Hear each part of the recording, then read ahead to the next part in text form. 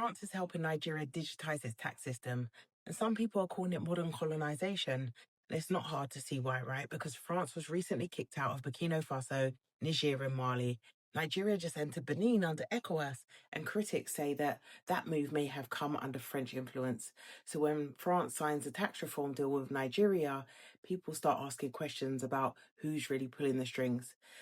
But here's what we do know, right? The MOU between Nigeria's FIRS and France's tax authority was signed publicly. It's a cooperation agreement, not a treaty. Officials say it's focused on training, digital tools, and enforcement frameworks. The FIRS has denied giving France access to taxpayer files. They say France is only providing technical support. Well, that's the official line, but people still have concerns. And at the same time, there are reasons why Nigeria may have made this move, right? First, Nigeria's revenue is constrained. Debt repayments are swallowing over 75% of income. Global lenders like IMF want proof that Nigeria can boost revenue before they release more funds, which is going to trigger Nigerians anyway, right? France is a G7 country. If they back your reforms, you look investable. Second, the tech. France has working digital systems, Nigeria doesn't. And this isn't about coding, it's about structure, linking banks, customs, tax IDs, and government data. That's the kind of system that could take years to build in-house. Third, France has corporate interests. Total Energy is heavily invested in Nigerian oil and gas, right? So it's fair to say that France benefits if Nigeria's economy stays stable.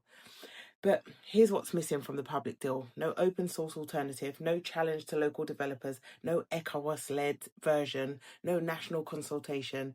It didn't have to be France, right? Nigeria could have used visionary strategies like turning tax reform into community-owned infrastructure, letting citizens invest through a bond or digital token tied to performance, offer tax rebates or returns when revenue improves, involve diaspora investors who care about good governance.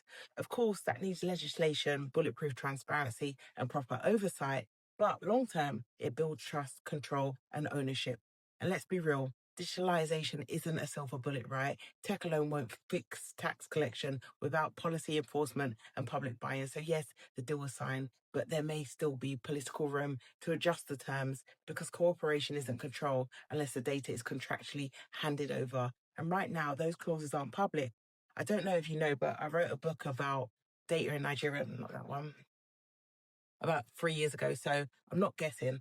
Kind of know what I'm talking about. Anyway, let's talk in the comment section. Was this a strategic move or short-sighted?